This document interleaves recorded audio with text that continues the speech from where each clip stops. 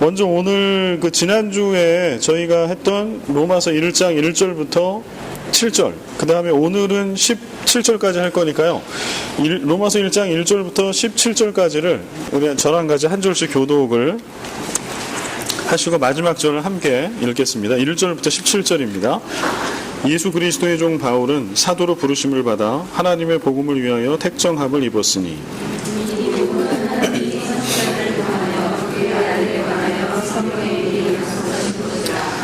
그의 아들에 관하여 말하면 육신으로는 다윗의 혈통에서 나셨고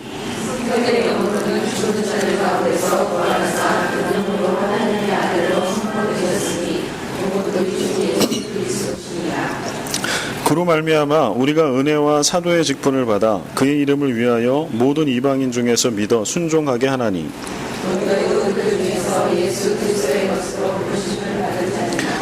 로마에서 하나님의 사랑하심을 받고 성도로 부르심을 받은 모든 자에게 하나님 우리 아버지와 주 예수 그리스도로부터 은혜와 평강이 있기를 원하노라. 먼저 내가 예수 그리스도로 말미암아 우리를 모든 사람에 관하여 은혜하는 일에 감사함은 그의 이름이 온 세상에 전파되리니 내가 그의 아들의 복음 안에서 내 심령으로 섬기는 하나님이 나의 증인이 되시거니와 항상 내 기도에 쉬지 않고 너희를 말하며 어떻게 하든지 이제 하나님의 뜻 안에서 너희 이름으로 나아갈 좋은 길을 얻기를 소망하노라. 내가 너희 보기를 간절히 원하는 것은 어떤 신령한 은사를 너희에게 나누어 주어 너희를 견고하게 하려 함이니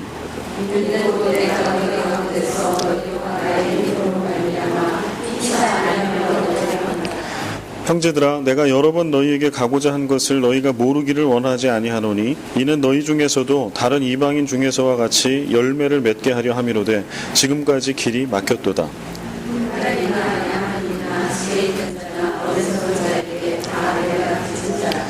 그러므로 나는 할 수 있는 대로 로마에 있는 너희에게도 복음 전하기를 원하노라.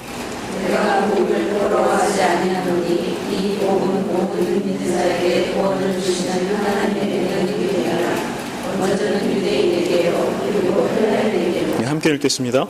복음에는 하나님의 의가 나타나서 믿음으로 믿음에 이르게 하나니 기록된 바 오직 의인은 믿음으로 말미암아 살리라 함과 같으니라. 네, 아멘. 아멘. 그 1절부터 7절까지의 이제 중요한 것들을 좀 요약을 해보면, 바울이 얘기하는 내가 그리스도의 종으로 사도로 부르심을 받았다라고 할 때 무엇을 위해서 사도로 부르심을 받고 택정함을 받았다 이야기합니까? 1장 1절에 보면 하나님의 복음.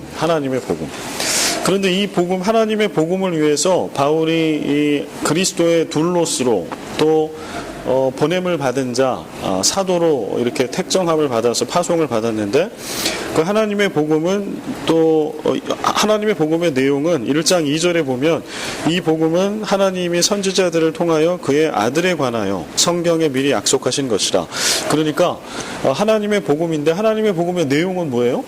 아들에 관한 것, 이 아들 예수 그리스도의 이 땅에 오심, 성육신하여서 오신 것과 고난받고 죽으심과 부활하신 것, 승천하신 것, 아들에 관한 모든 것, 이것이 바로 복음의 하나님의 복음의 내용입니다. 그래서 거기 이게 이제 그 오늘 거하고 연결이 돼서 요것만 설명을 좀 한 번 더 드렸고요. 이제 8절 말씀을 보면서 한 절 한 절 설명을 하도록 하겠습니다. 먼저 내가 예수 그리스도로 말미암아 너희 모든 사람에 관하여 내 하나님께 감사함은 너희 믿음이 온 세상에 전파됨이로다. 여기서 그 바울이 감사의 이유가 나오잖아요. 여기서 바울이 이 하나님께 감사한다라고 얘기하는데 바울의 감사의 이유는 어디에 있나요?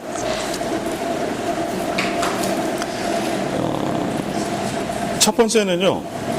내가 하나님께 감사해. 근데 뭐로 말미암아서 내가 너희 모든 사람에 대해서 감사해요? 예수 그리스도예요. 예수 그리스도. 그래서 바울이 하나님께 감사하고 또 그 다음에 이 로마서에 바울 서신을 쓰고 있는 궁극적인 이유는 물론 뭐 로마에 방문하고 싶은 것도 있고 스페인까지 가서 선교사가 되고 싶은 것도 있고 그런 여러 가지 이유와 목적이 있지만 그러나 그 모든 목적 이면에 있는 가장 중심이 되고 궁극적인 목적은 이유는 무엇인가 하니 예수 그리스도예요. 예수님 때문에. 그리스도인은 이런 사람이죠. 모든 이유가 예수 그리스도. 그래서 뭐 그런 거 있잖아요. 그 한국의 CCC라고 하는 선교단체 뭐 백문백답 뭐 이래가지고 질문을 뭐를 하더라도 예수 그리스도. 아주 성경적입니다. 오늘 바울도 그 얘기를 하고 있는 거예요. 내가 로마에 가고 싶어 하는 것도, 너희들에게 이 편지를 쓰고 있는 것도, 그리고 지금 너희들로 인해서 내가 감사하는 것도 다른 어떤 이유가 아니라 바로 예수님 때문이다. 내가 예수를 알지 못했으면 나는 너희 때문에 감사할 이유도 없고 이 편지를 쓸 이유도 없다라고 하는 것이죠. 오늘 이 자리에 이제 있는 저와 여러분들도 우리 서로도 마닐라 새생명교회의 한 가족, 믿음 안의 가족이 됐는데 무엇 때문에 우리가 믿음 안의 한 가족이 됐나요? 예수 그리스도 때문에.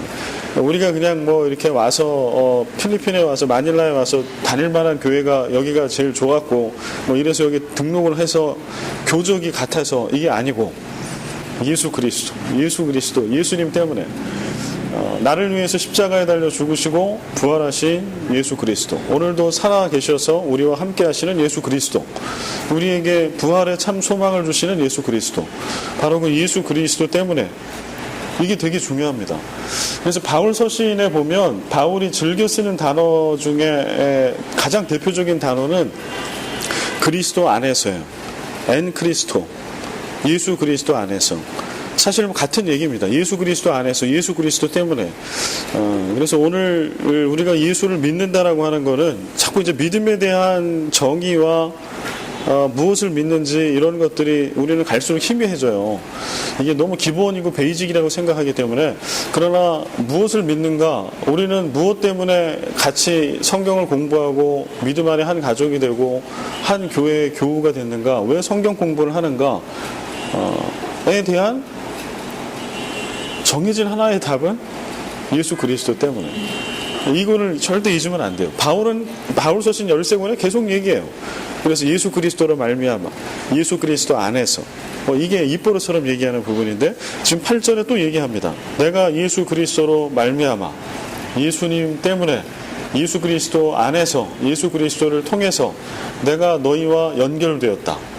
그리고 나는 너희를 하나님께 너희에게 대해서 감사한다 라고 얘기하는 거죠. 너희 모든 사람에 관하여. 여기서 너희 모든 사람은 누구를 얘기하는 걸까요? 지금 로마서 이 편지를 받고 있는 로마 교회의 그리스도인들을 얘기하겠죠. 너희 모든 로마 교회 성도들, 너희에 관해서 내 하나님께 감사하노니. 그리고 이제 감사의 이유를 쓰고 있습니다. 이제는 뒤에 예수 그리스도 때문에 감사해. 그런데 예수 그리스도 때문에 감사하지만 또 더 이제 구체적인 세컨더리의 감사의 이유, 이것은 너희 믿음이 온 세상에 전파됐기 때문이다. 너희 믿음이 온 세상에 전파됐기 때문이다. 그러니까 오늘 바울의 감사는 두 가지죠. 예수 그리스도 때문에 감사, 그 다음에 또 하나는요, 복음이 온 세상에 전파된 것으로 인해서 감사. 여러분은 요즘에 감사한 인생 삶을 사시나요? 오늘 여러분 어떠세요? 감사하십니까? 뭐 때문에 감사하십니까? 이게 이제 그리스도인이 감사해야 될 이유들이 있죠. 특히 이제 추수감사절 되면 이제 감사에 대한 설교도 많이 듣고 우리가 감사를 묵상하게 되는데, 그리스도인이 오늘 그리스도인으로 살 때 무엇을 감사하는가, 무엇 때문에 감사하는가, 이게 상당히 중요합니다. 왜냐하면 그 감사하는 이유가 그 사람의 삶을 이끌어가기 때문에 그래요. 내가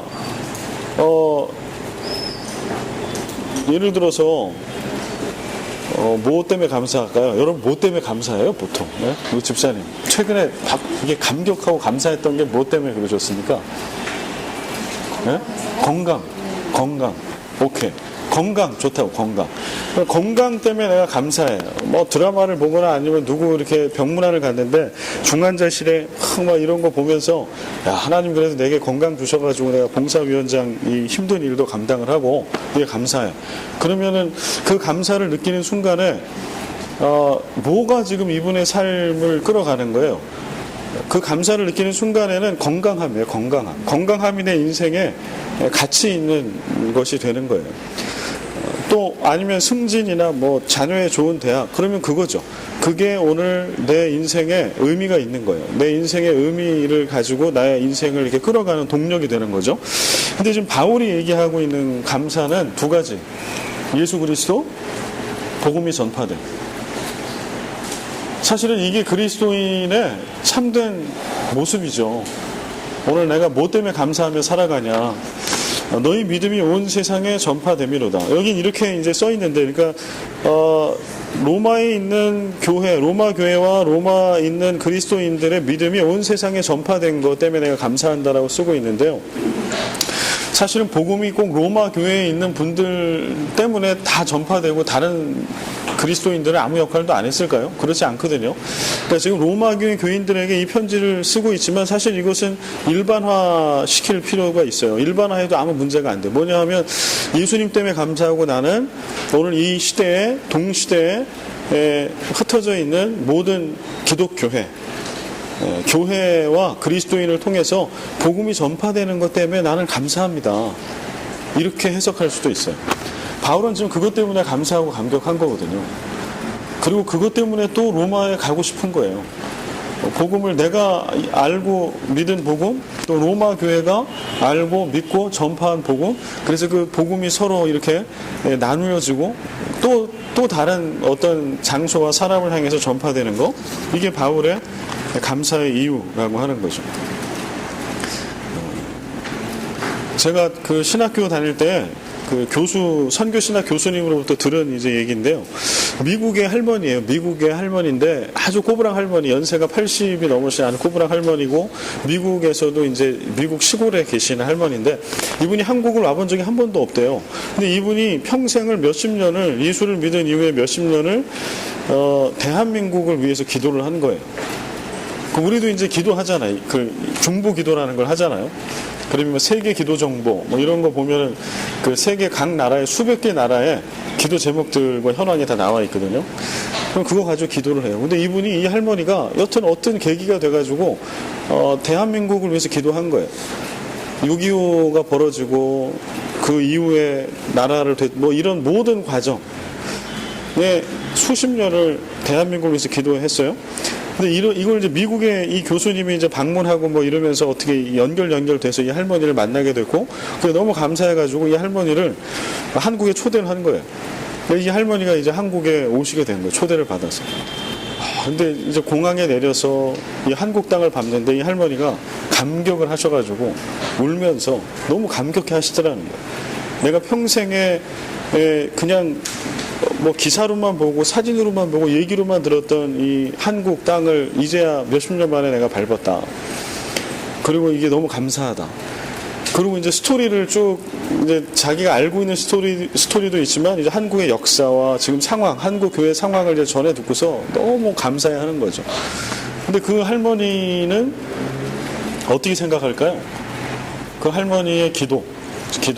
미국 땅에서 기도하고 한 번도 밟아보지 못한 그 땅에 대한 간절한 마음을 가지고 기도했더니 하나님께서 오늘 이렇게 이루시더라. 그리고 나를 이 땅에 죽기 전에 이 땅을 밟게 해주시더라.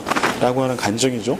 이 교수님도 이제 그 할머니를 실제로 만나고 한국 땅에서까지 이제 이러면서 참 큰 감동을 받으셨다라는 얘기를 하시더라고요. 근데 오늘 바울의 심정이 그런 마음 아닐까요? 한 번도 가보지 못한 로마 교회, 그러나 그들을 생각할 때 예수님 때문에, 예수 그리스도를 통해서 이들이 무관한 사람이 아니라 나와 연결되어 있는 한 시대를 살아가고 있는 그리스도인, 그리고 그들을 통해서도 복음이 전파된다라고 하는 것은요, 이제 뒤에 바울이 오늘 16, 17절에 이제 설명을 또 하겠지만, 복음이 전파된다라고 하는 거는 교인이 늘어났다라고 하는 의미가 아니라, 복음이 전파됐다라고 하는 거는 오늘 죄로 인하여 죽어 있는 자들이 복음 때문에 살아난다라고 하는 얘기예요. 죽은 자가 살아나는 거예요. 마치 하나님이 태초에 천지를 창조하시잖아요. 없던 게 생겨나는 거잖아요. 하나님이 태초에 6일째 되는 날 사람을 창조하셨어. 그러면 없던 사람이 생겨나는 거예요. 이걸 창조라고 얘기합니다. 그런데 죄로 인하여 죽었어요. 생명이 없어요. 우리 모두가 다 그런 존재들이었거든요. 그런데 예수 그리스도의 십자가의 복음을 통해서 죽었던 우리들을 다시 살려요. 창조죠. 이거를 성경은 새 창조라고 얘기합니다. 예수 믿고 구원받았다. 우리 이렇게도 표현하지만 하나님께서 새 창조의 역사를 이룬 거예요. 죄 때문에 죽은 자는 다시 살아날 길이 없어요. 예수가 아니고서는. 근데 지금 바울이 이렇게 예수 때문에 감사한다. 복음이 너희가 믿고 있는 예수 그리스도라고 하는 그 복음, 하나님의 복음, 아들에 관한 복음이 온 세상에 전파된 게 너무 감사한다라고 하는 거는요. 그래서 하나님의 새 창조의 역사 때문에 죄로 인하여 죽었던 자, 소망이 없었던, 소망을 잃어버린 자, 그가 새로운 생명을 얻었고 소망을 얻었고 그를 통하여 또 다른 새 창조의 복음의 놀라운 역사들이 펼쳐질 거라고 하는 하나님의 나라에 대한 기대. 근데 오늘 우리가 만약에 예수 그리스도 때문에 우리는 별로 감격하지 않아. 우리가 서로 이렇게 같이 성경 공부하고 한 교회의 교인이 됐는데 서로를 바라볼 때 바울은 지금 아직 보지도 못한 교인들에게 편지를 쓰는 거잖아요. 우리는 얼굴을 맞대고 있잖아. 근데 서로 이렇게 목사와 성도가 서로 바라보는데 감격이 없어. 그냥 어제도 봤고 그제도 봤고 이제 1년 넘게 봤으니까 작년에는 뭐 새롭다, 뭐 새 목사님, 젊은 목사님 막 이렇게 얘기를 많이 하시더라고요. 그런데 한 1년 3개월 되니까 이제 뭐 새롭다든가 젊은 목사님, 점자도 안 나와 이제. 그리고 목사님 요즘에 얼굴이 많이 뭐 이러십니다. 다크해지셨습니다. 뭐 이런 말씀하시고. 이거 농담이고요. 여튼 우리가 예수 그리스도 때문에 알게 됐잖아요. 그리고 오늘 죄로 인하여 죽었던 것도 똑같잖아요. 그런데 그 예수님을 알고 믿어서 오늘 우리가 살아났잖아요. 그리고 우리의 과거를 이렇게 놓고 보면 제가 이제 뭐 과거 얘기를 여러분들에게 설교 때도 좀 인용을 하지만 우리의 과거를 뭐 제가 오픈한 과거뿐만 아니라 여러분의 과거도 있잖아요. 아주 화려한 과거들이 있지 않으십니까? 흑역사들. 근데 그 모든 흑역사의 끝에 오늘 우리가 이렇게 만났다라는 거죠. 예수 그리스도를 믿는 자로 이 화요일날 트래픽을 뚫고 여튼 뭐 반나절 오전 시간에 내가 로마서를 배우기 위해서 내가 가겠다라고 하는 또 저도 이제 이거를 가르쳐야 되겠다라는 복음에 대한 신념을 가지고 여기 왔는데 이러면 이제 우리도 바울처럼 예수님 때문에 감사하고 감격해야 됩니다. 그리고 한 사람을 바라볼 때 이분을 통해서 오늘 복음이 또 전파되겠구나. 이분을 통해서 복음이 전파되면 어떤 일이 생겨요? 우리처럼 복음을 모르고 예수 만나기 전에 죄로 인하여 죽었던 이들이 살아나는 소망이 생겨요. 저도 제 인생을 생각할 때 제가 예수님을 만나지 못했더라면 그 여자친구 손에 이렇게 유치원 다니기 전 어느 꼬맹이 때 그 친구의 손에 잡혀서 내가 교회 문턱을 밟지 못했더라면 그리고 중학교 때 인격적으로 그 수련회 가가지고 대둔산 수련회 가가지고 내가 예수님을 인격적으로 만나지 못했더라면 어떻게 됐을까? 너무 감사한 거죠. 그래서 오늘 하나님께서는 저를 마닐라 새생명교회 3대 담임 목사를 보내주신 거고 또 그래서 여러분과 제가 만나고 있는 거예요. 여러분은 오늘 이제 로마서를 저랑 같이 공부하고 있는데요. 배우고 그냥 입 딱 씻고 그냥 나만 알고 그치진 않으실 거잖아요.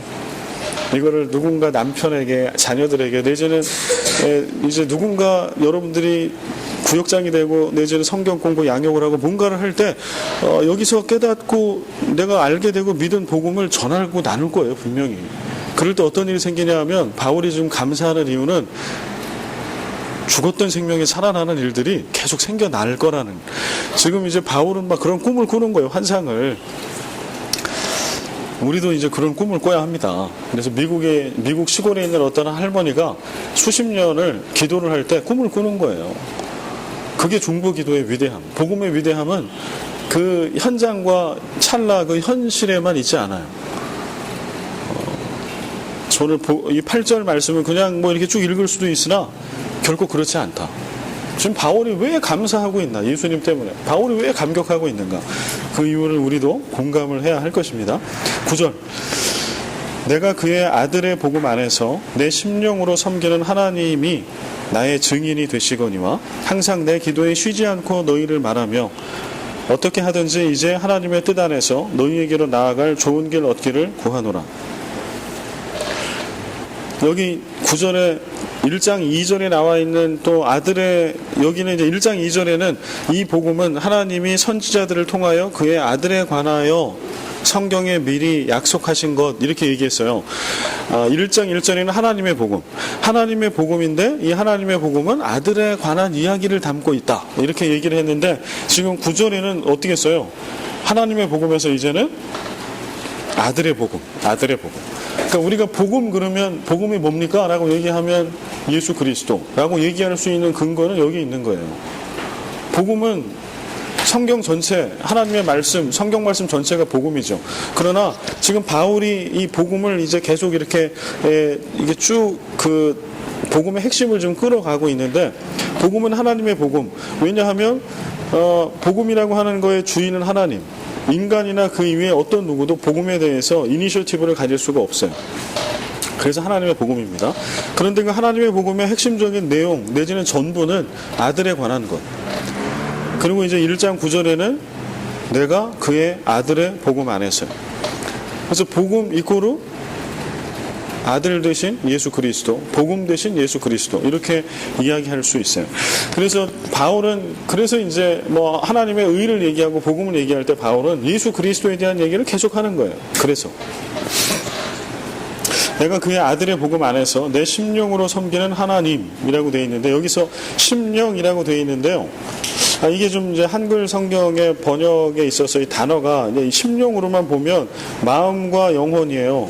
심과 영이잖아요. 마음과 영혼 이렇게 그 나눠져 있어요. 이게 두 가지가 한꺼번에 되어 있는데 이거는 헬라어 성경으로 보면 이거는 영이에요. 영. 푸뉴마라고 되어 있어요. 푸뉴마. 푸뉴마는 영 내지는 성령이에요. 성령. 그래서 여기서 쓰고 있는 거는 내가 아들의 복음 안에서 영으로 내 영으로 내지는 성령으로 성령 하나님의 인도하심을 통하여 섬기는 하나님 이런 뜻이에요. 이렇게 해석을 해야 합니다. 그래서 그 하나님이 나의 증인이 되시거니와 지금 이 얘기를 하고 싶은 거죠. 내가 예수님 때문에 감사하고 너희가 너희로 인해서 너희 믿음이 온 세상에 전파되는 것 때문에 감사하는데 이게 거짓말이 아닌 거는 누가 증인이라고? 하나님이 증인이시다. 내가 그냥 육체로 섬기는 하나님이 아니라 내 영으로 섬기고 성령으로 섬기는 그렇게 예배하는 그 하나님 예수 그리스도의 복음 안에서 성령으로 섬기고 예배하는 그 하나님이 내가 너희에게 좀 얘기하고 있는 이 얘기와 이 편지의 증인이시다 라고 이렇게 쓰고 있습니다.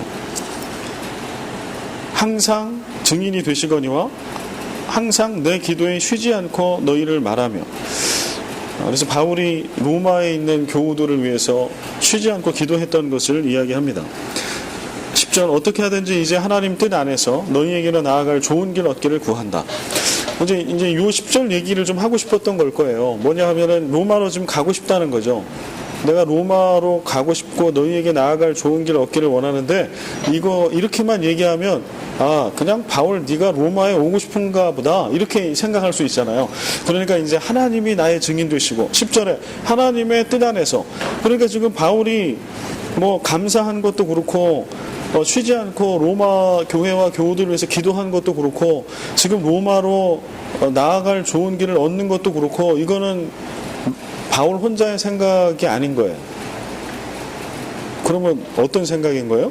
하나님의 생각인 거예요. 하나님의 뜻인 거예요. 지금 바울은 그렇게 믿는 거예요. 그래서 로마 교회 교우들에게 그렇게 쓰고 있는 겁니다. 내가 지금 로마로 가고 싶어 하는 것은 너희들을 통하여 복음이 전파되고 있는 것처럼 나는 오늘 로마로 가고 싶어 하는 게 내 개인적으로 그냥 관광을 하거나 뭐 내 야망을 이루기 위함이 아니라 하나님께서 하나님의 그 이방인 선교에 대한 큰 뜻과 비전 가운데 하나님이 나를 로마로 스페인으로 보내시는 꿈을 갖고 계셔. 그 비전을 나는 그거를 예수 그리스도의 복음 안에서 내가 발견한 거야. 그렇게 얘기하고 있는 거죠. 그러면서 미리 이제 그러니까 우리 동역하자. 이런 편지이기도 하고. 그럼 우리도 이제 하나 좀 돌아봐야 될 것은 뭘까요?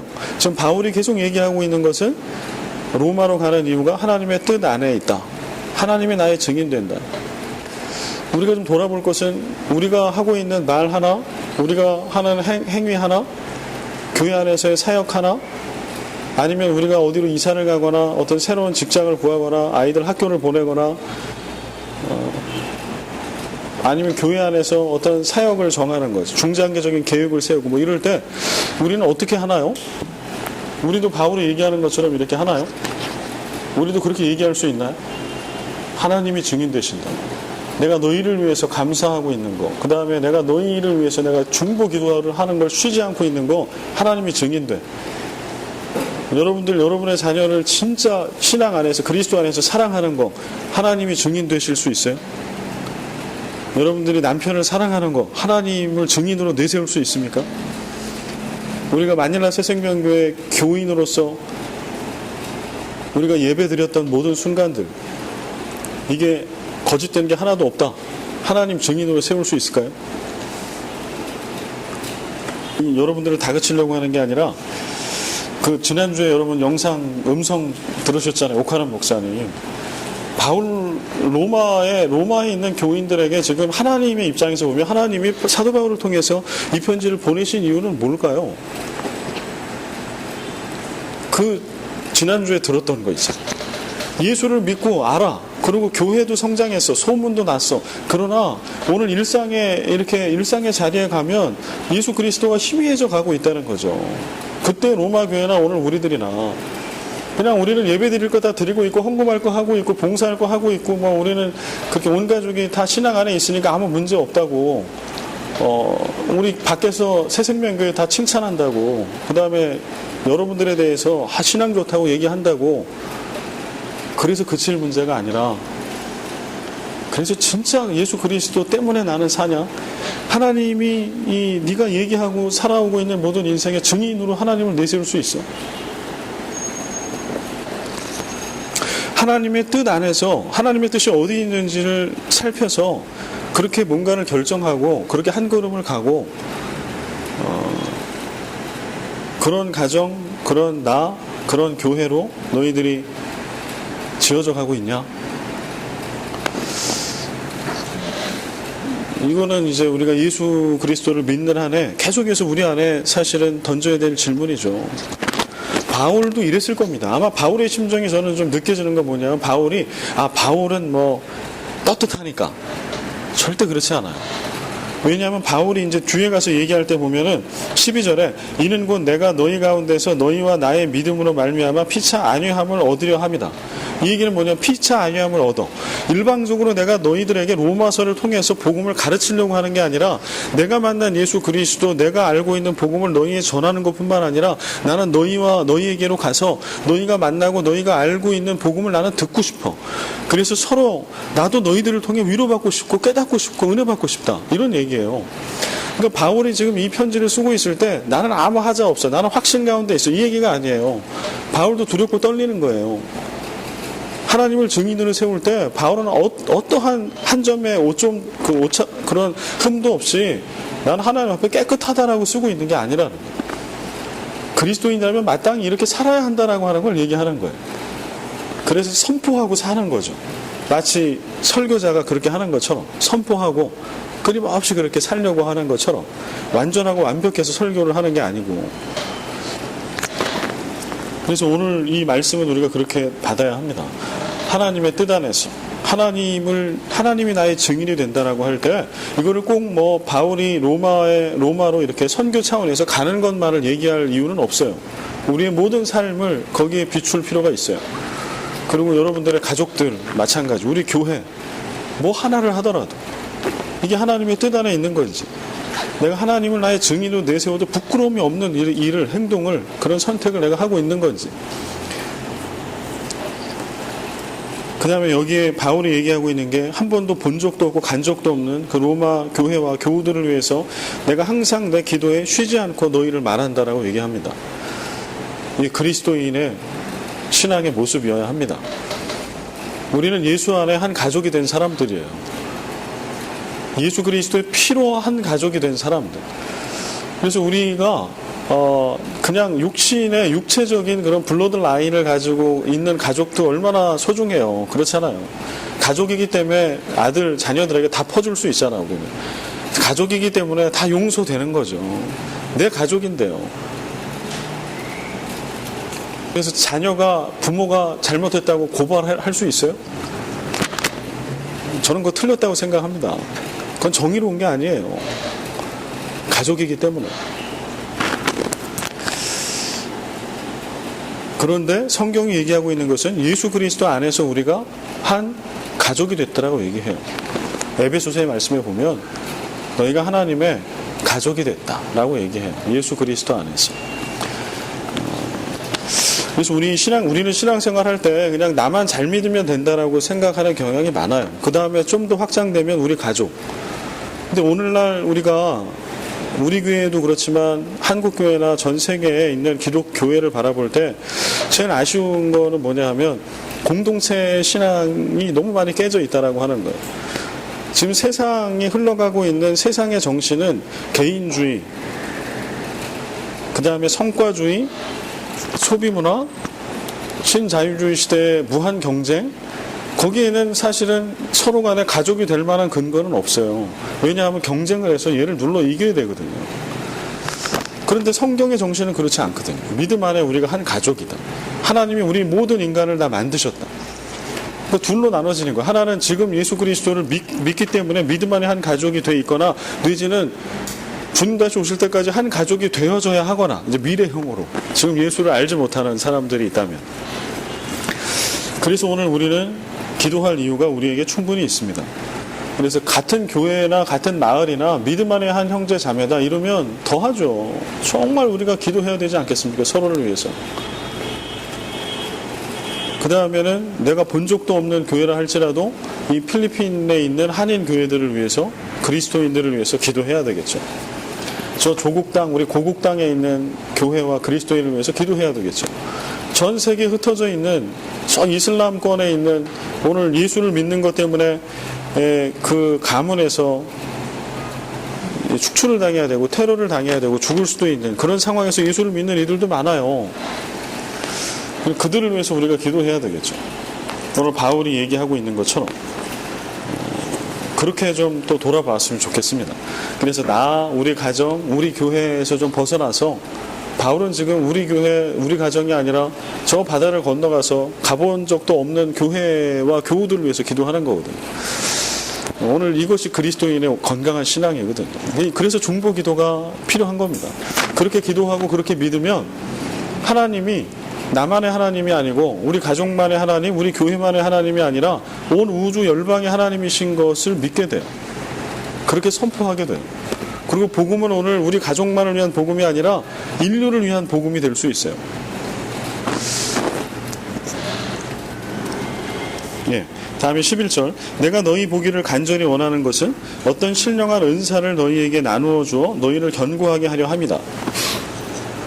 또 이제 바울이 구체적으로 얘기를 하죠. 내가 로마 너희에게 하나님의 뜻 안에서 간절히 정말 가기를 원하고 내가 쉬지 않고 기도를 했는데, 그 이유는 뭔고 하니 구체적으로는 어떤 신령한 은사를 너희에게 주고 싶어, 나눠주고 싶어. 어떤 신령한 은사. 은사라고 하는 것은 영적 선물을 얘기하는 것이죠. 은사 선물입니다. 선물인데 그냥 이렇게 우리가 주고받는 이런 보이는 이런 선물이 아니라 신령한 선물, 이게 은사죠. 근데 어떤 신령한 은사, 신령한을 또 붙였어요. 하여튼 영적인 이런 선물을 내가 너희에게 주고 싶다. 근데 성경 안에 은사를 여러 가지 막 쓰잖아요. 여러분 대표적으로 좀 기억나는 은사는 뭐가 있어요? 성경에서 얘기하는 은사? 얘기를 하십시오. 뭐 있나요? 가르치는 은사. 또 신유, 병 고치는, 낫게 하는 은사. 또 위로의 은사. 또요, 찬양의 은사. 또요, 방언은 안 나와요? 방언도 은사예요. 방언, 예언, 믿음도 은사입니다. 사랑도 은사예요. 이게 은사예요. 그러니까 눈에 보이게 땅 몇 평, 아니면 통장에 이런 거 백지수표, 이게 아니에요. 이것도 참 좋죠. 이런 건 선물. 근데 성경에서 은사라고 얘기하는 거는 돈으로 살 수 없는 거예요. 여러분, 믿음을요, 은사로 믿으면, 성경의 믿음을 분명히 은사라고 얘기하는데요, 믿음을 그냥 보통은 믿음을 우리의 이성과 아니면 경험과 이렇게 그냥 이렇게 믿어요. 근데 은사로 믿는 분들이 있어요. 하나님이 믿음을 은사로 주신 분들은 은사로 그게 믿음이 생기는데 이거는 다른 차원이에요. 우리 막 듣고 보고 막 이렇게 해야지 믿어지는 게 은사로 믿게 되면 그게 아닌 거예요. 그냥 가슴에 확확 와닿아. 그냥 새겨져. 그리고 흔들리지 않아. 사랑을 의무로 할 수도 있어요. 그냥 하나님이 사랑이시고 그리스도인들은 서로 사랑하라고 하니까, 원수도 사랑하라고 하니까. 근데 사랑의 은사를 받은 사람이 은사로 사랑할 때는 사람이 할 수 없는 경계선을 넘어가는 사랑을 해요. 주기철 목사님 뭐 이런 분들 역사 속에 손양원 목사님 아들을 갖다가 공산당에게 이렇게 아들 둘이 한꺼번에 죽잖아요. 그럼에도 불구하고 그 죽인 그 사람을 양자로 삼아서 나중에 그분이 장로가 되고 목사가 되죠. 그 아들이. 이거는요, 은사로 받지 않으면 이거는 그냥 우리가 하는 사랑으로는 할 수 없는 사랑이에요. 우리 그런 것들을 보잖아요. 그렇게 사랑하시는 분들. 그걸 은사로 사랑하는 겁니다. 여기 이제 그거예요. 어떤 신령한 은사를 너희에게 나눠주고 싶다. 그래서 너희에게 나누어 주어. 이걸 왜 너희에게 나눠주고 싶냐 하면 너희를 견고하게 하려 합니다. 그러니까 지금 바울이 전제하고 있는 건 뭐예요? 아무리 믿음이 소문이 나고 아무리 이렇게 번듯한 교회가 있고 칭찬받는 교회고 그런 그리스도인이라 할지라도 어떻다? 흔들릴 수 있다. 흔들린다. 그래서 지금 바울이 로마를 가보지 않았기 때문에, 그리고 또 로마 교회에 딱히 어떤 문제가 있어서 로마서를 쓰는 건 아니에요. 그래서 이거는 다른 고린도 전후서나 갈라디아서나 이런 거와는 좀 성격이 다릅니다. 근데 지금 바울이 로마서에 쭉 쓰고 있는 거는 어떤 거예요? 그리스도인이라고 한다면, 교회라고 한다면 누구나 다 흔들릴 수 있어. 이런 문제 때문에. 그래서 우리도 마찬가지겠죠. 서로가. 그래서 우리가 믿음 안에서 공동체적인 신앙, 한 가족의 신앙을 가져야 하고 서로를 위해서 끊임없이 중보해야 하고 서로를 돌아봐야 하는 이유는 어디에 있는 거 하니? 여기 있어요. 우리가 믿음이 아무리 좋아도 흔들려요. 은혜를 진짜 왕창 받았어. 부흥회 때 아니면 어디 가서 은혜를 받았네? 은혜를 받고 와서 우리는 싸우잖아요. 은혜를 받고 와서 남편하고 싸우고 애들이 왜 이렇게 막 그날따라 그러는지 신기해요. 그렇죠? 우리는 그냥 바로 그 다음날 은혜를 잃어버리죠. 몇십 년 이렇게 모태신앙으로 신앙생활을 쭉 해오고 몇 대째 신앙생활을 해야도 어느 한순간에 왕창 넘어질 수 있는 게 우리예요. 그럴 때 뭐가 필요한 거 아니? 바울 같은 사람이 필요한 거예요. 우리가 서로에게 사실은 바울이 되어줘야 해. 우리는 서로에게 로마서를 매일매일 써야 해요. 그래서 이거는 구역장들과 목사만 해야 될 일이 아니라 그리스도인이라면 서로를. 그래서 우리가 서로가 요즘에 어떤지 좀 봐야 되고, 가족뿐만이 아니라 믿음 안에 한 가족된 분들을 서로 살피고, 여러분 그 로마서 있는 동안에는 여튼 서로 살피십시오. 지난주에 왔는데 이번 주에 안 왔어요. 반장만 살피는 게 아니라 서로 살피고, 교회 안에서도 마찬가지.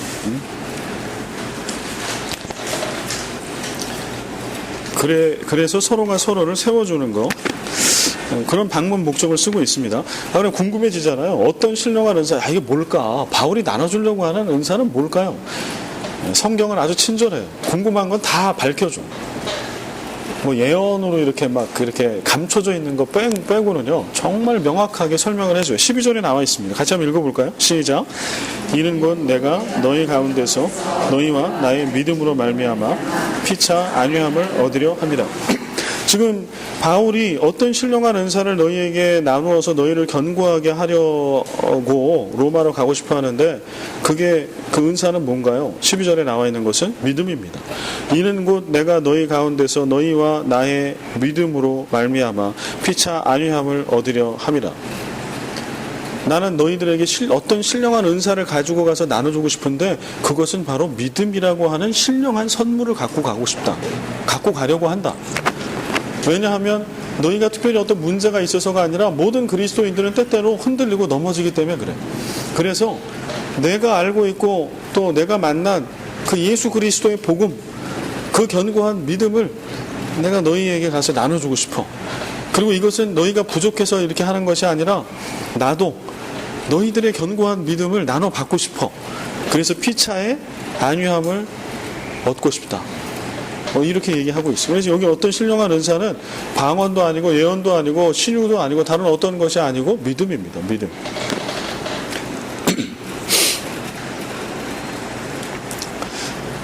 우리는 때때로 이렇게 한 끼 식사를 하고 뭐 선물을 이렇게 나누고 또 수다를 이렇게 수다 떠는 거 여러분들 잘 하시잖아요. 주특기, 아줌마들의 주특기는 수다. 하나님이 주신 선물이죠. 근데 하나님이 공평한 거는 이 중년기와 노년기에 접어든 남성들에게도 이 선물을 나눠주십니다. 그래서 말이 많아집니다. 저는 너무 감사해요. 요즘에 제가 말이 많아져, 자꾸 이렇게. 집에서 저도 모르게 막 이렇게 얘기를 막 하고 있고, 듣고 있으면 그전에는 가만히 있어야 될 게 막 얘기를 막 하고 있어요. 저도 중년기죠. 47이니까 이제 중년기입니다. 근데 그것도 하나님이 주신 선물이고, 이게 그 효력이 커요. 같이 이렇게 맛있는 거 먹으면서 막 수다를 떨고 막 이렇게 하는 것도 이것도 효력이 있고 능력이 있어요. 그렇지만 정말 우리가 그거와 더불어서 늘 관심을 갖고 해야 될 것은 믿음을 나누는 거. 내가 만난 예수, 내가 믿고 있는 예수는 도대체 또 어떤 분이냐. 이거가 우리가 수다를 떨 때, 밥을 먹을 때, 뭐 어디를 가서 놀 때 다 양념처럼 들어가 있어야 돼. 그리스도인은. 그렇다고 해서 이제 그냥 늘 만나면 이렇게 예수 얘기만 하고 뭐 이러한 얘기는 아닙니다. 여담으로 이제 저희가 이제 결혼을 1997년 10월 25일인가요? 끝이 갑자기 헷갈리네. 큰일 날 뻔했습니다.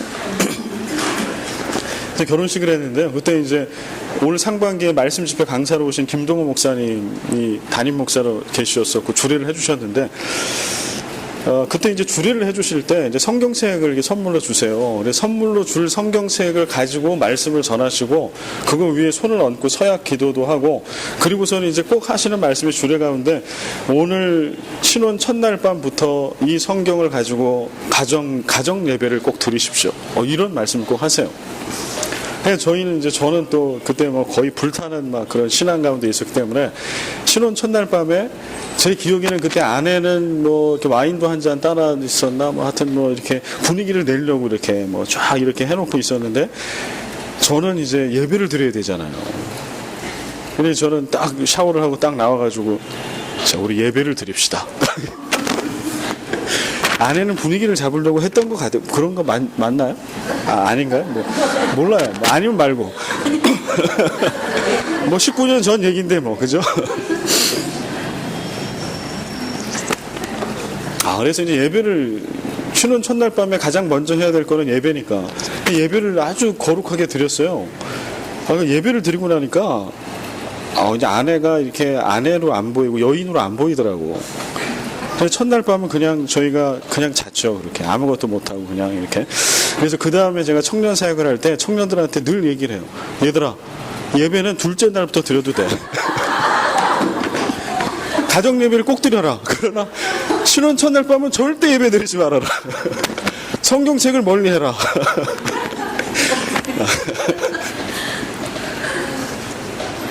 이것도 이게 녹음돼서 전파되면 또 요것만 딱 캡처해가지고 뭐 마닐라에 있는 모교회 목사가 뭐 절대 성경책을 멀리 하라고 그랬다고 뭐 이러면 절대 안 됩니다. 근데 이제 아주 중요한 거는 여튼 뭐 그런 일들이 있었으나 그러나 어떤 상황 가운데서도 우리가 반드시 나눠야 될 거는 믿음. 그래서 여러분 그거 절대 잊으면 안 됩니다. 믿음을 빼고 나머지는 다 잘하는데 우리가 이제 그런 게 있어요. 우리가 신앙생활도 어느 정도 하고 또 교양도 있고 이러면 특히 지금 이 시대가 직접적인 예수 얘기, 믿음 얘기, 복음 얘기, 내가 만난 예수 얘기를 하기가 어색할 때가 있어요. 괜히 이렇게 얘기하면 그러면 나 혼자만 좀 혼자 거룩한 척하고 뭐 이런 거 같은 게 있어요. 그러나 그러면 그걸 이겨야 합니다. 왜냐하면 우리는 예수를 믿는 사람들이잖아요. 안 믿는 사람들끼리의 교제와 믿는 사람들끼리의 교제의 차이점은요, 믿음이에요. 복음이에요. 근데 그게 강하게 다이렉트로 이제 받아들이는 거에 따라서 누구는 직접 얘기하면 막 이렇게 알러지 반응이 일어나고 이러면 난 다시는 밥 안 먹을 거야 뭐 누구 엄마 이럴 수 있잖아요. 그러니까 그분에게 맞는 걸로 가야지 이렇게.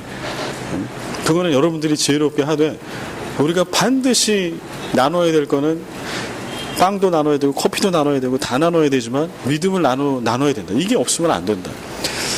무슨 말씀인지 이해가 되시죠? 저는 막 너무 예수 얘기만 하는 거는 저는 목사지만 그거는 좀 저도 그래요.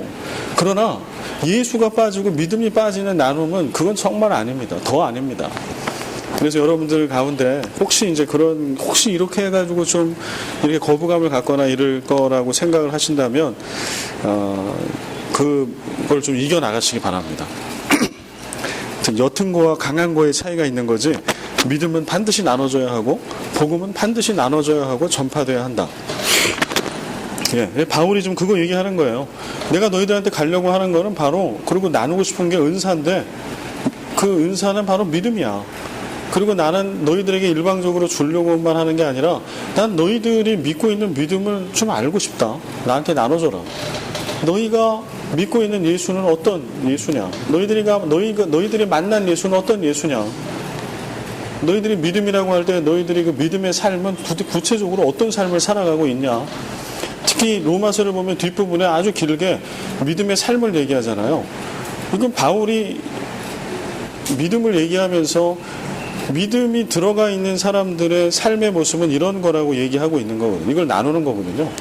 그러면서 바울도 듣고 싶다는 거예요. 너희들이 예수를 믿고 세상의 한 복판에서 살아갈 때 너희들은 어떻게 살고 있니? 난 궁금하다. 나는 이렇게 산다. 이렇게 사는 게 믿는 사람들이 세상 가운데 사는 삶이라고 생각하고 난 이렇게 살고 있어. 너희들은 어떻게 살고 있니? 난 그거를 듣고 싶어. 그래서 위로받고 싶어. 뭐 이러한 얘기를 하고 있습니다. 예, 다음에 로마서 5장 9절과 10절 말씀을 한번 읽어볼까요? 시작.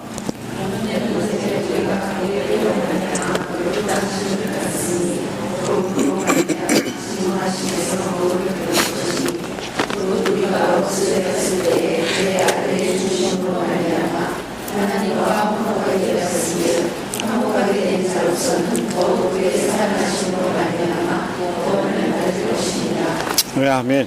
그래서 이제 뒤에 제가 이렇게 써드린 말씀은 뭐냐 하면 믿음을 나눈다라고 하는 거에 아주 구체적인 이야기들이에요. 우리가 믿음을 나눈다라고 할 때 그럼 어떤 믿음에 대한 것들을 나눌 건가라고 할 때 바울이 다른 서신서에서 이야기한 것들을 또 로마서 뭐 다른 부분에서 얘기한 것들을 여기다 써본 겁니다. 로마서 5장 9절 10절에 나와 있는 것은 복음으로 하나님과 화목하게 된 것, 화목하게 된 자로서 더욱 그의 살아나심으로 말미암아 구원을 받을 것. 그래서 하나님과 나 사이에 예수 그리스도의 십자가의 복음으로 막힌 담이 허물어지고 가까워지고 하나 됐다라고 하는 것. 그래서 그게 하나님과의 나와의 관계에서 그치는 게 아니라 하나님이 우리를 화목의 사신으로 삼아서 세상에 보내신 것이죠. 그래서 우리가 이제는 사람들 사이에서 막혀있는 모든 담을 허무는, 그래서 하나 되게 만드는, 깨어진 부부의 관계를 하나 되게 만들고, 같은 교회 공동체 안에서 의견이 다른 것, 신앙의 색깔이 다른 것 때문에 서로 나뉘어지고 갈려진 것을 하나 되게 만드는 것.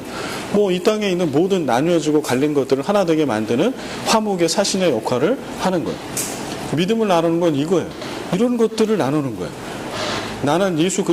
내가 믿는 예수 그리스도와 복음은 모든 막힌 담을 허무는, 우리를 화목케 해주시는 복음이야. 그래서 나는 그렇게 이렇게 살고 있어. 이런 믿음을 나누는 하나의 예로 이렇게 들어드린 거고요. 그 다음 페이지에 보면 성도는 두 세계를 살고 있다. 첫 번째 세계는 이미 시작된 하나님의 통치, 하나님의 나라. 두 번째는 아직 끝나지 않은 세상. 그래서 이미와 아직 사이에 있다, 뭐 이렇게 얘기를 하는데요. 이미 예수 그리스도를 통해서 하나님의 나라는 이 땅 가운데 임했습니다. 하나님의 나라는 이미 이 땅 가운데 왔어요. 그런데 아직 완성된 것은 아니에요. 이 하나님의 나라의 완전한 완성, 완벽해짐은 예수 그리스도의 재림의 날, 마지막 심판의 날, 이때 완전하고 완벽한 새 예루살렘과 새 땅과 새 하늘이 열리게 되고, 이때 그 나라는 완전하게 성취되고 완성됩니다. 우리가 이제 하나님의 나라가 이미 예수 그리스도를 통해서 임하고 완성되고 그 사이에 지금 머물러 있잖아요. 그러니까 우리가 해야 될 일이 참으로 많이 있는 거예요, 이 세상 가운데. 하나님의 나라가 완전히 성취되고 이루어진 게 아니기 때문에 여전히 은혜 받은 자, 복음을 받고 깨달은 자들이 많이 있으나 세상을 바라보고 믿는 자를 바라보고 교회를 바라봐도 예수 믿는데 이래도 돼? 그런 얘기가 나올 수 있는 거예요. 왜 교회가 이렇게 불완전하지? 왜 그럴까요? 아직 하나님의 나라는 완성되지 않았기 때문에 그래요. 그리스도인들이 아직 완성되지 않았어요. 예수를 믿고 우리가 예수 그리스도가 우리 삶의 주인이신 것을 믿고 그렇게 그리스도인으로서 신앙생활을 하고 있을지라도 아직 완성된 하나님의 나라에 아직 도달하지 못했기 때문에, 그래서 우리는 끊임없이 믿음을 나눠서 서로를 견고하게 세워야 되고, 그 믿음과 복음에 입각한 삶의 모습들이 어떠한 것인지 서로 나눠야 하고, 서로를 권면해야 하고, 서로 위로해야 합니다. 다음에 고린도후서 5장 17절 읽겠습니다. 시작.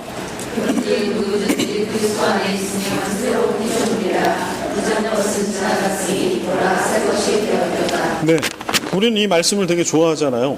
그럼 믿음이 뭐냐라고 할 때, 복음이 뭐고 믿음이 뭐냐라고 할 때, 바울이 알고 있는 복음은 이건 거예요. 예수 그리스도 안에 있으면 새로운 피조물이라. 예수 그리스도 복음을 만나고 믿게 되면 사람은 똑같은 사람처럼 보이지만 그 전과 이후에 전혀 다른 사람이 된다. 이게 새 창조예요. 새 창조. 하나님이 창조하신 것은 인간은 아담 하와잖아요. 그리고 거기서부터 그 후손들이 계속 왔고 오늘 우리가 온 거지만, 하나님이 새 창조를 하시는데 복음으로 새 창조를 하세요. 그래서 우리가 예수를 알고 믿게 되면 그 이전과 이후에 전혀 다른 인격체가 되는 거예요. born again 하게 되면. 근데 이게 한 번만 이루어지는 게 아니고요. 예수 그리스도 안에 있을 때 때때로 우리가 그런 경험을 하잖아요. 처음 예수 믿고 영접하고 이럴 때, 그러다가 또 오늘 바울이 앞에 얘기한 것처럼 흔들리잖아요, 이게. 그러면 또 성령께서 또 역사하세요.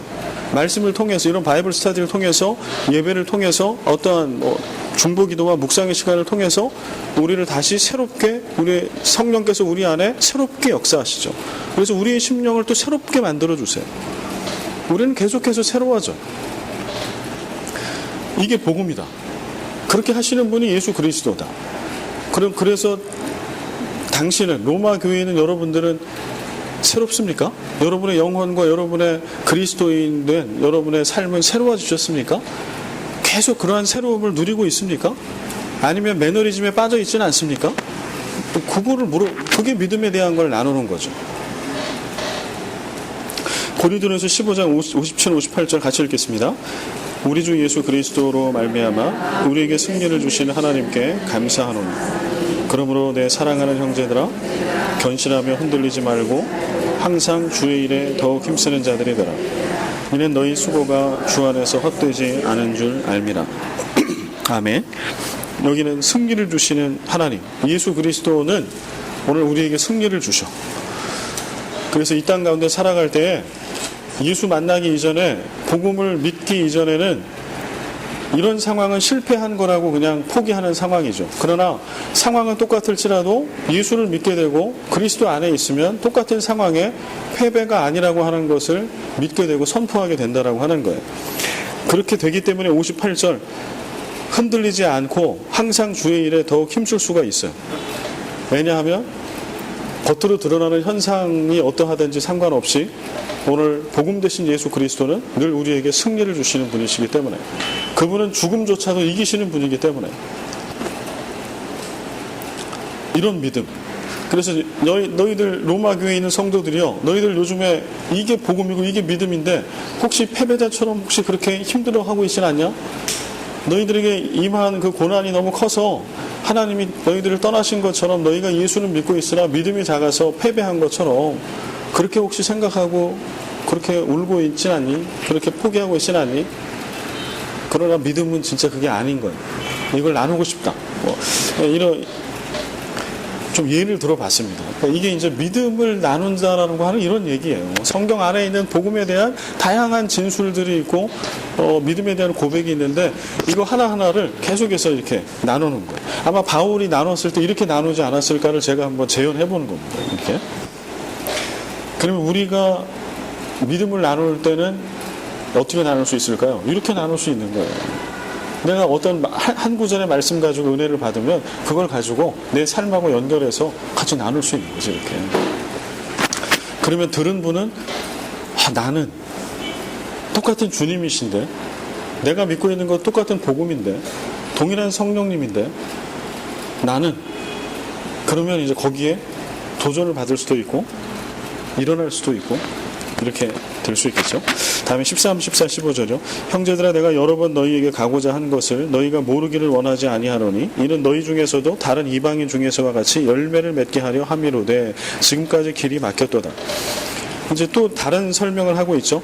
너희들에게 가고 싶은데 길이 막혀서 못 갔다. 그런데 왜 너희들에게 가고 싶냐 하면 열매를 다른 이방인 중에서와 같이 너희 중에서 열매를 맺게 하려 함이로되. 그러니까 믿음과 복음의 열매가 많이 맺혀지기를 원하는 거예요. 믿음을 나누게 되면 이 믿음의 열매 여기서 열매라고 하는 거는 뭘 나타내는 걸까요? 열매. 그 결과물이죠, 그죠? 열매는 결과잖아요. 따 먹을 수 있는 거. 그러니까 내가 예수를 믿는 믿음 때문에 뭔가 따 먹을 수 있고 나눌 수 있고 그럴 수 있는 결과물들. 로마의 교회 교인들이 예수를 믿는데 그냥 예배당 안에서 그냥 예배만 드리고 그치고 끝나는 게 아니라 그 예수를 믿는 것 때문에 어떠한 결과물이 있냐. 그 많은 결과물, 그 결과물들이 좀 많아지는 거. 그래서 얼마나 많은 사람이 절망에서 소망으로 바뀌어지고 얼마나 많은 사람이 삶이 바뀌고 다르게 일을 하기 때문에 일의 성과가 바뀌고 다르게 쉬기 때문에 이 성과주의 사회에 매몰되지 않고 뭔가 하나님의 창조와 구원의 역사를 넉넉함을 가지고 바라볼 수 있고 하나님을 바라보는 사람이 또 사람을 바라보고 그래서 이웃들의 삶에 영향을 미치고 이런 게 다 열매죠. 만일나 새생명교회가 이곳에 있기 때문에 지역사회와 뭐 근처에 있는 이런 안 믿는 한인들과 어떤 열매 따먹을 수 있는 뭐가 이렇게 있냐. 그거를 더 많이 맺게 하고 싶은 게 바로 내가 너희들을 방문하고 싶어하는 목적이다. 이렇게 쓰고 있습니다. 그리고 14절에 헬라인이나 야만인이나 지혜 있는 자나 어리석은 자에게 다 내가 빚진 자라. 이것도 로마를 방문하고자 하는 목적 중에 하나. 내가 빚진 자이기 때문에 빚을 갚고 싶은 마음, 복음에 빚지고 사랑에 빚지고 이런 거죠. 그래서 내가 너희들을 생각할 때마다 나는 빚진 자의 마음이 있어. 하나님 앞에 너희들 앞에. 그래서 너희들에게 가고 싶어 하는 목적 중에 하나는 빚을 갚고 싶은 마음이 있다는 하는 거예요. 여러분에게 이 마음이 드실 때가 있으시죠. 우리 은혜 받을 때 성령 충만할 때 빚진 자의 마음이 있잖아요. 근데 이걸 이제 우리가 좀 유지를 오래 해야죠. 빚진 자의 마음.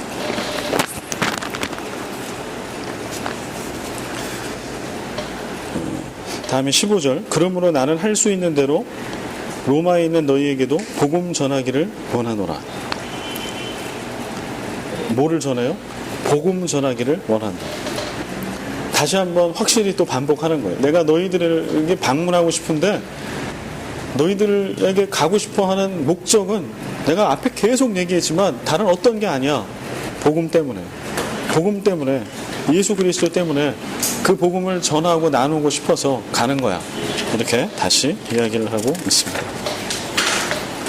예. 쉬는 시간을 가지려고 했으나 지금 시간이 끝나가고 있어가지고 죄송합니다. 그 화장실이 급하신 분은 자유롭게 갔다 오십시오. 그리고 저는 진행을 좀 하도록. 저희가 11시에 끝나니까 한 5분을 쉬었다 하면 그것도 그래요, 그죠? 그냥 해도 되겠습니까? 쉬실 분은 알아서 이렇게 쉬십시오. 예, 다음에 이제 오늘 로마서의 하이라이트이기도 하고, 또 오늘 또 해야 될 부분인데요. 로마서 1장 16절과 17절. 근데 사실 요거를 그냥 하나하나 보면은요, 어렵지 않아요. 그래서 이거를 어렵게 보려고 그러면 한없이 어려울 수 있는데 그냥 우리의 언어로 좀 하나하나 풀고 바울이 다른 서신서에서 얘기하고 있는 것들을 좀 갖다가 이렇게 보면 이렇게 어렵지 않습니다. 한번 보겠습니다. 16절 같이 한번 읽어볼까요? 시작. 내가 복음을 부끄러워하지 아니하노니 이 복음은 모든 믿는 자에게 구원을 주시는 하나님의 능력이 됩니다. 먼저는 유대인에게요 그리고 헬라인에게로다. 여기서 바울이 좀 이렇게 좀 쓰고 있는 표현이 사실 우리가 한글로는 그렇게 잘 쓰지 않는 표현을 써요. 앞에도 그게 쓴 것들이 있는데 이중부정. 뭐뭐 하지 않는 것이 않는 것이 뭐 이런 거 있잖아요. not이 2번 들어가. 영어도 그렇죠. not이 2번 들어가면 어떻게 되는 거예요? 강한 긍정이죠. 이것도 마찬가지입니다. 그래서 부끄러워한다라고 하는 거는 네거티브예요. 근데 부끄러워하는 것을 아니한다라고 하니까 이거는 강한 긍정. 어떻게 강한 긍정이냐? 매우 자랑스러워한다. 그냥 뭐 나는 복음을 부끄러워 안 해, 안 부끄러워해 이 뜻이 아니고 나는 복음을 매우 자랑스러워합니다. 이런 뜻입니다. 나는 매우 자랑스러워합니다. 근데 이것이 이제 단순하게 나는 그냥 내 마음에 내 남편과 내 자녀들을 자랑스럽게 생각하는 거 이런 거 정도로 복음을 자랑스러워한다 이런 뜻이라기보다는 더 높은 차원이에요. 진리에 대한 확신 그리고 그 확신을 붙들고 내 삶의 원동력 내지는 근거로 삼겠다라고 하는 거예요. 내가 복음을 나는 매우 자랑스러워한다라고 하는 거는 복음이 이거 진짜다 이거. 그래서 나는 이거 다른 어떤 게 아니라 복음만 믿는다. 이게 진리기 때문에 유일한 진리기 때문에 그리고 그냥 머리로 가슴으로 믿는 것뿐만 아니라 나는 그 복음대로 나는 산다. 나는 그렇게 하기로 결심했다. 이 아주 강한 이런 이게 아닙니다. 예, 그런 뜻을 좀 담고 있습니다.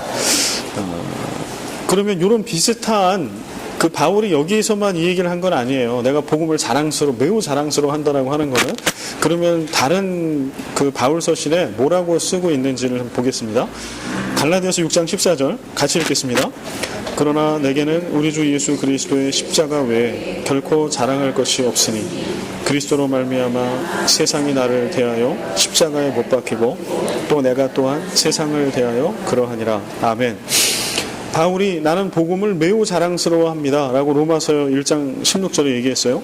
갈라디아서 교회에 보낼 때도 그렇게 얘기한 부분이 있어요. 우리 주 예수 그리스도의 십자가 외에 결코 자랑할 것이 없다. 이거 풀면 뭐예요? 나는 십자가를 최고로 자랑한다. 다른 거는 자랑할 게 아예 없어. 그냥 내가 자랑할 수 있는 유일한 거는 예수 그리스도의 십자가 하나밖에 없어. 그 얘기죠. 아니면 나는 내가 최고로 자랑할 수 있는 유일한 거 하나, 최고는 유일한 거니까 그거는 바로 예수 그리스도의 십자가. 그거를 갈라디아 교회에 보내는 서신서에도 바울은 그렇게 썼어요. 빌립보서에도 그런 말씀이 있습니다. 하나님의 성령으로 봉사하며 그리스도 예수로 자랑하고 육체를 신뢰하지 아니하는 우리가 곧 할례파다. 그래서 이게 이제 육체하는 할례에 대해서 자꾸 유대인들이 얘기를 하니까 너희들이 예수를 믿어도 몸으로 그 아브라함 때부터 받고 있는 유대인들이 받은 그 할례를 너희들이 이방인이라 할지라도 예수 믿는 거 플러스 알파 할례도 받아야 돼. 그래야 구원이 확실해져. 라고 얘기를 할 때 빌립보 교회 교우들에게 다시 한번 복음을 이야기할 때 나는 그리스도 예수로 자랑한다.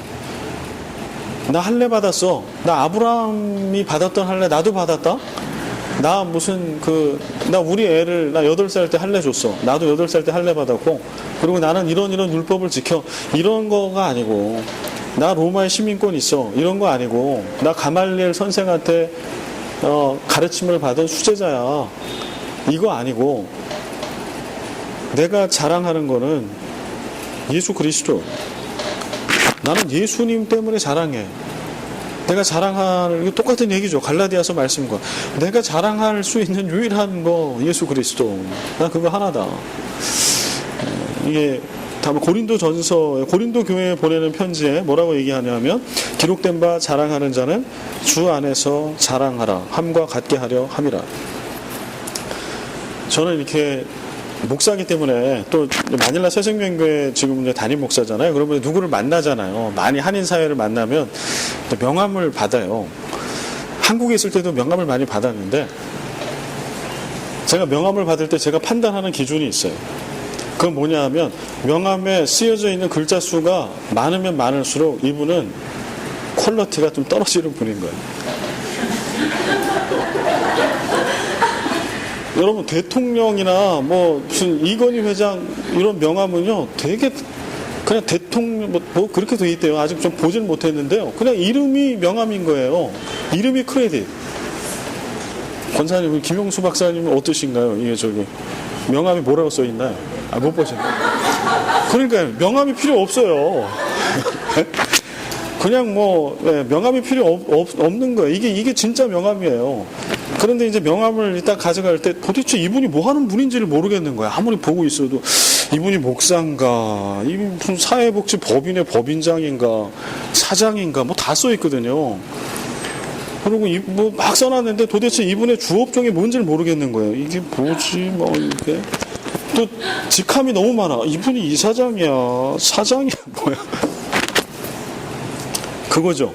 지금 바울이 얘기하는 거, 주 안에서 자랑하라라고 하는 거는 계속 그 얘기하는 거예요. 너희가 그리스도인으로 너희 명함을 팔 때 거기 뭐 써 있어? 그리스도인 문형체, 성도 문형체, 이거 하나면 끝이다. 거기에 목사, 뭐 당회장, 뭐 말도 안 되는, 거기다 뭐 박사. 아, 전 단에 올라갈 때만 제가 박사가 아니라서 그런지도 몰라요. 자격 주시면.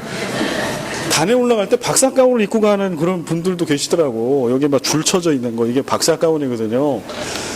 자, 단에 가운의 의미는 죄송하지만 죄를 가리는 거예요. 가운의 의미를 우리가 잘 알아야 되는데, 그래서 우리가 찬양대 뭐 하고, 찬양대 이렇게 합창제 하고 뭐 하면 가운을 막 예쁘고 화려한 거를 이렇게 하려고 해요. 근데 본래 가운이라고 하는 거의 의미는 우리 신앙 안에서는 죄를 가리는 거예요. 그래서 가톨릭의 가운은 이거 완전히 잘못된 거예요. 막 이따만한 거 막 쓰고, 막 여기에 스톤을 갖다가 막 번쩍번쩍 하는 거 이거 하고. 그러니까 이거는 이제 영광을 드러내는 거잖아요. 근데 본래 성경적인 의미의 가운이라고 하는 거는 내 죄가 너무 많기 때문에 이게 죄된 모습으로 나도 죄인인데, 목사하고 설교자인데 내가 단에 설 수가 없잖아요. 그러니까 가운을 입힌 거예요. 왜냐하면 너도 죄인이지만 하나님 앞에 설 때에는 너를 설교자로 세워주셨으니까 하나님이 죄를 가려주시는 거예요.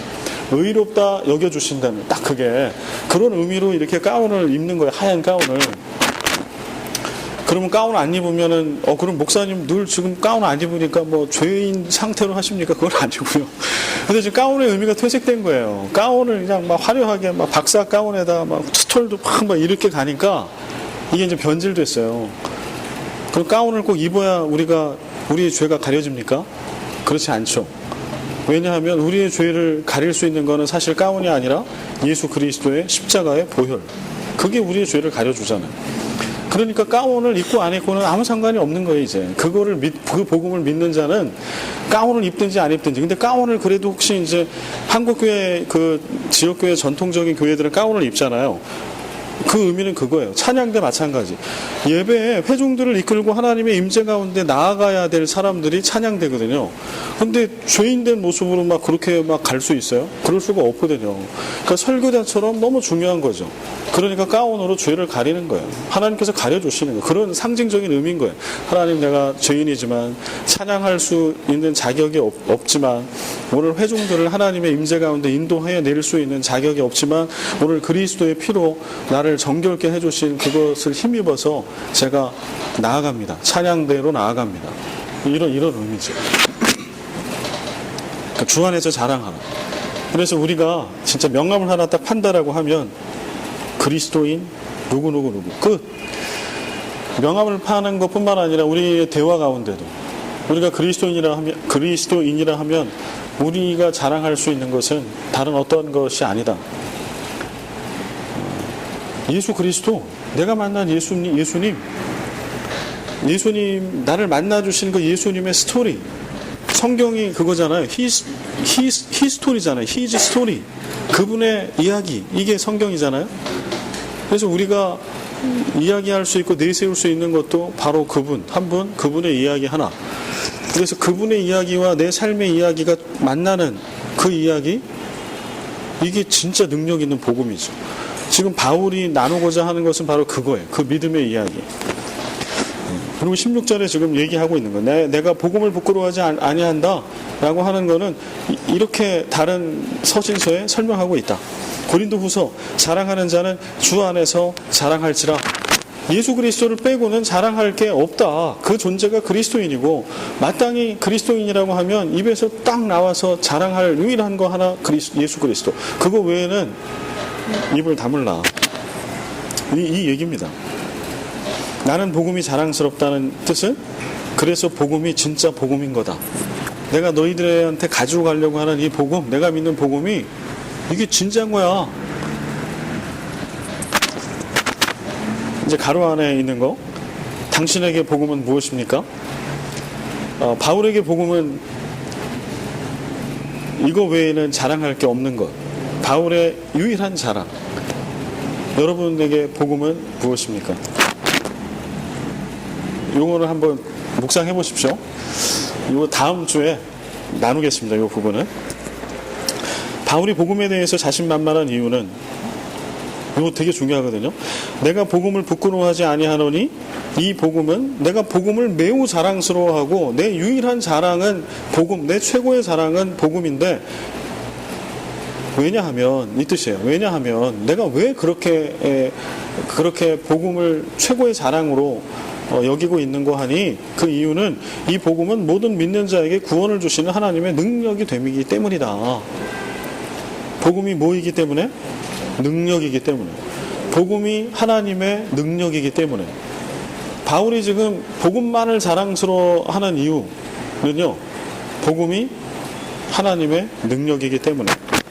그래서 바울에게 만약에 이런 질문을 했어요. 바울님, 미스터 바울, 당신에게 복음은 뭡니까? 그럼 바울은 뭐라고 얘기해요? 나에게 복음은 하나님의 능력입니다.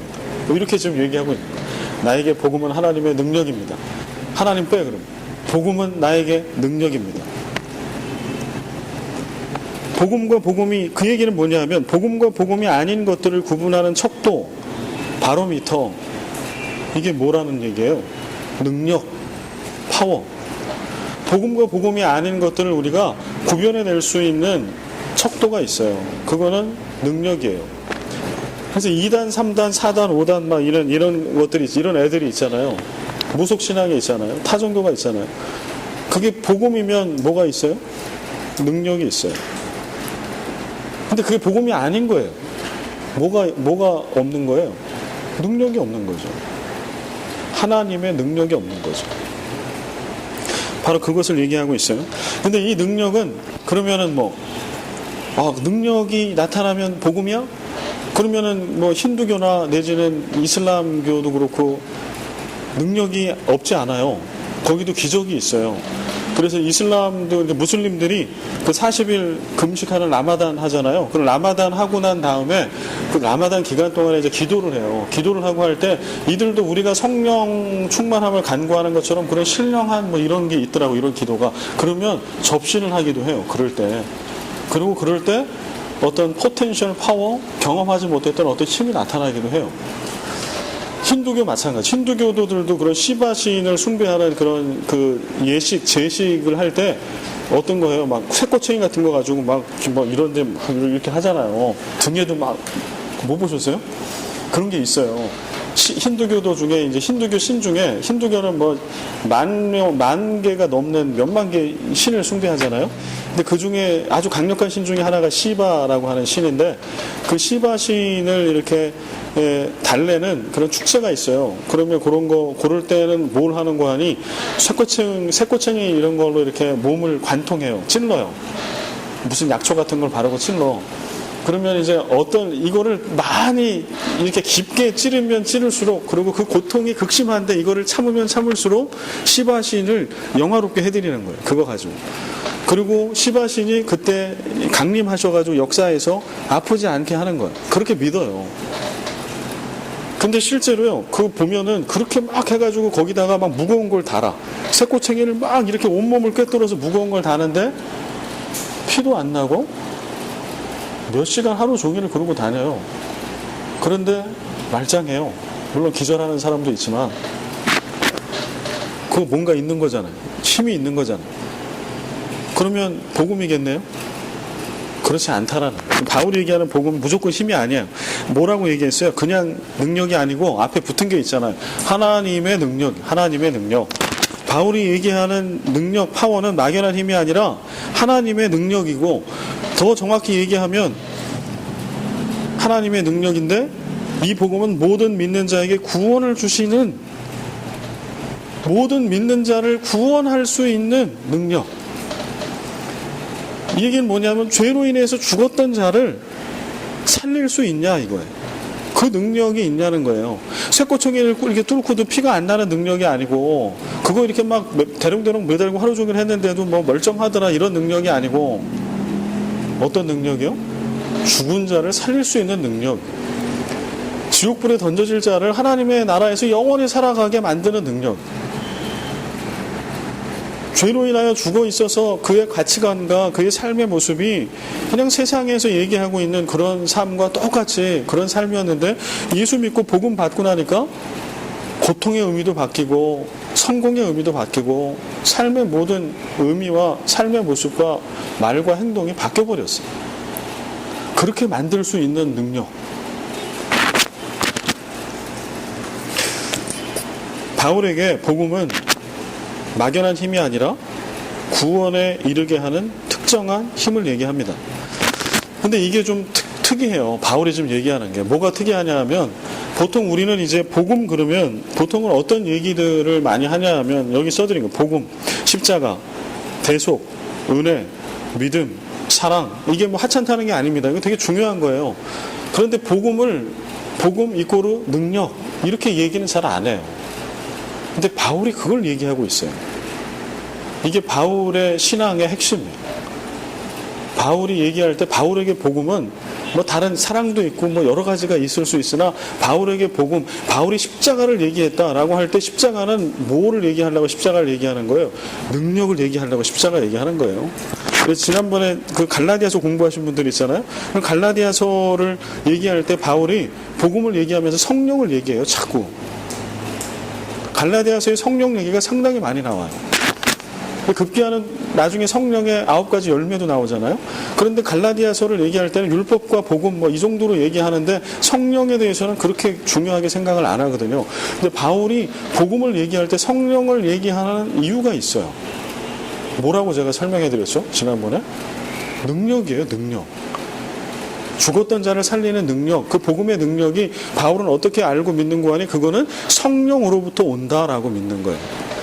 그래서 우리가 예수를 믿는다라고 하는 거는 내 안에 성령님이 계신다라고 하는 거고, 갈라디아 교회에 순전한 복음이 들어갔을 때 성령이 계셨고 함께했고, 그래서 복음의 능력이 그들에게 나타났어요. 삶의 모습에. 예수 그리스도를 믿을 때 예배에도 나타나고 삶의 일상에서도 그 복음의 능력이 나타났다는 거예요. 그런데 플러스 알파에 복음 말고 할례도 받아야 되고 절기도 지켜야 된다라고 하는 행위의 그런 율법적인 게 딱 들어온 이후부터 그들에게 변화가 생겼어요. 능력이 사라졌어요. 그리스도인의 능력이 사라지고 교회의 능력이 사라졌어요. 그게 갈라디아서에 바울이 얘기하고 있는 거거든요. 지금 바울이 얘기하는 능력, 하나님의 능력, 죽은 자를 살리는 능력, 존재를 바꿔버리는 능력. 그렇다라고 하면 오늘 내가 그리스도인인데 나에게 능력이 없어. 교회인데 복음의 능력이 없어. 교회 믿음으로 소문난 교회인데 복음의 능력이 없어요. 사모함도 없어, 능력도 없어. 그냥 믿는 사람들의 모임. 오늘 한국 교회를 바라볼 때 좀 그런 느낌을 지워버릴 수가 없어요. 그래서 지난주에 그 오카른 목사님 영상 그 소리를 육성을 들려드렸던 것도 아마 그분도 그런 마음과 느낌이 들었어서 그런 말씀을 설교를 하셨을 거예요. 특히 사랑의 교회 교인들 그때 한참 막 많이 모이고 부흥할 때, 이 몇 년도에 설교하신 건 나중에 찾아봐야 되겠지만, 여튼 뭐 옥 목사님 은퇴하실 때까지 계속 사랑의 교회는 부흥했으니까, 그렇게 부흥하고 강남에 엘리트들이 다니고 있는 교회, 그리고 한국 교회에서 사랑의 교회 하면 진짜 믿음으로 소문난 교회 아니에요? 제자 훈련을 통해서 그 대기업 CEO나 뭐 대사관에 근무하는 분들이나 이렇게 제자 훈련을 일상의 저녁 시간이나 이렇게 이른 새벽에도 받기가 어려운 분들이 계시대요. 근데 그런 분들은요, 언제 제자 훈련을 하는 거 얘기를 들어보니까 밤에 모인대요. 밤에. 시간이 그때밖에 안 나니까, 새벽에도 안 나니까 10시 반, 11시에 모여가지고 새벽 2시, 3시까지 한대요. 한 4시간 제자 훈련을. 그런 제자 훈련 반도 있다는 얘기를 제가 들었어요. 사랑의 교회 그 칼세미나 제가 가서. 근데 어떻게 그런 교회입니다. 그런데 그런 교회 담임 목사님이 그렇게 설교하는 거예요. 우리들의 믿음이 죽어 있지는 않은지, 우리 교회가 죽어 있지는 않은지 돌아봐야 한다. 오늘 우리도 마찬가지입니다. 바울이 얘기하는 복음은 능력. 근데 오늘날 우리가 많이 그것을 잃어버리고 잊어버린 거는, 우리는 능력 이렇게 생각하면 은사, 뭐 신유의 은사 내지는 뭐 이렇게 생각해요. 그래서 특히 현대 사회에 기적이 웬 말이냐.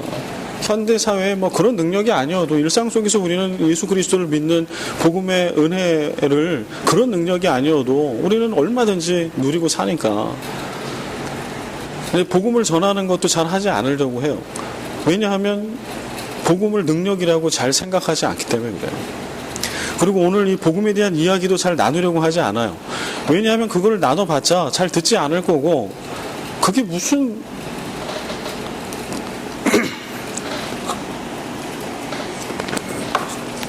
그거를 나누고 듣고 있는 이에게 어떤 영향력을 끼칠 건가라고 할 때 회의가 드는 거죠. 교회와 그리스도인들이 복음을 전하지 않으려고 해요. 그게 우리 교회뿐만 아니라 지금 이제 있는 그 많은 대부분의 교회들이 그래요. 한국 교회가 그랬어요. 한국 교회 그러면 한국 교회 복음 전도 되게 열심히 했는데 그게 복음을 전한 겁니까? 교회를 홍보한 거지. 전도는 전도는 교회를 홍보하는 게 아니에요. 전도는 복음을 전하는 거죠.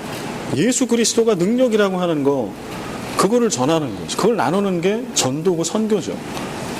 근데 한국 교회가 잃어버린 거는 교회 홍보는 했으나 복음이 능력이라고 하는 것을 잃어버린 지가 오래된 거예요. 그리고 돈이 능력이 돼버렸고, 박사학위를 가지고 있고 출중한 마치 연예인처럼 그렇게 내세울 만한 목사가 능력이 됐고, 좀 사는 분들, 그래서 헌금도 11조도 많이 할 수 있는 분들, 많이 배운 식자층들, 뭐 이런 교우들이 많이 있으면 교회는 안전하다고. 그런 능력.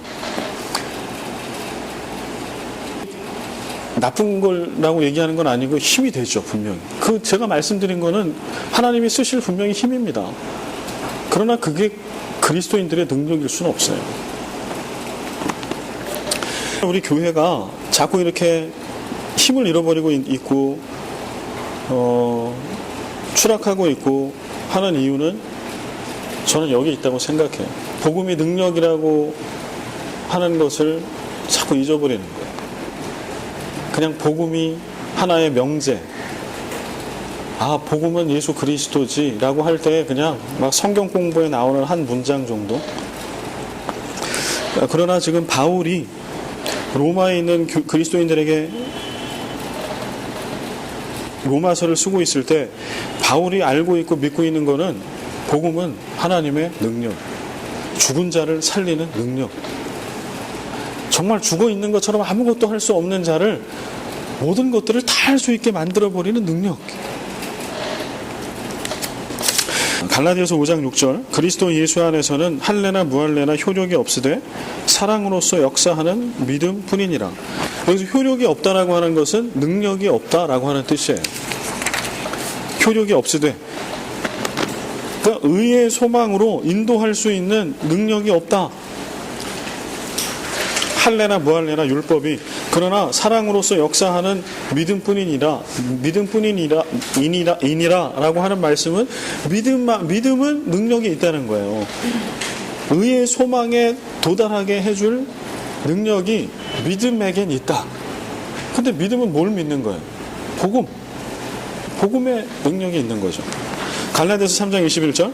그러면 율법이 하나님의 약속들과 반대되는 것이냐? 결코 그럴 수 없느니라. 만일 능히 살게 하는 율법을 주셨더라면 의가 반드시 율법으로 말미암아 쓰리라. 이 얘기는 뭐예요?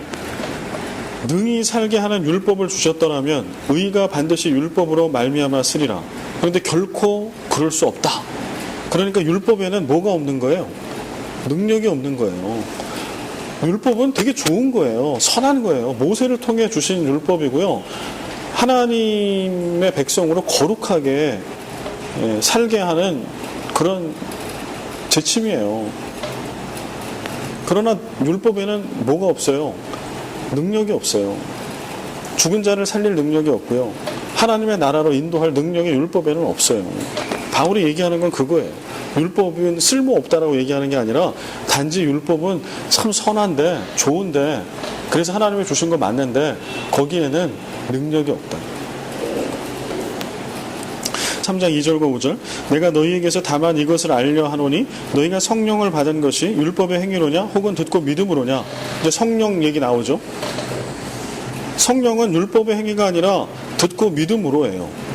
또 성령을 받아서 믿게 됐어요.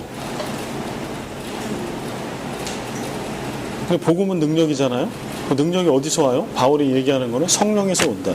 나중에 이제 또 성령 얘기할 때 여러분 또 얘기를 하겠습니다. 고린도전서 1장 18, 24절 같이 한번 읽어볼까요? 시작. 십자가에 돌아 멸망하는 자들에게는 유명한 것이요 구원을 받는 자들에게는 하나님의 능력이라. 24절. 오직 부르심을 받은 자들에게는 유대인이나 헬라인이나 그리스도는 하나님의 능력이요 하나님의 지혜이다. 네. 고린도 교회에 보내는 편지에 있는 말씀이에요. 십자가의 도가 복음이 멸망하는 자들에게는 미련한 것이요 구원을 받는 우리에게는 하나님의 능력이라. 근데 오늘 우리가 예수를 믿는데 복음이 우리에게 능력이 아니야. 그러면 뭐랑 같은 거예요? 멸망하는 자들은 복음을 미련하다라고 생각하고 믿는다는 거예요. 우리가 교회를 다니고 예수를 믿으나 우리가 복음이 우리에게 능력이 아닌 것은 이 부끄러운 일이라는 거죠.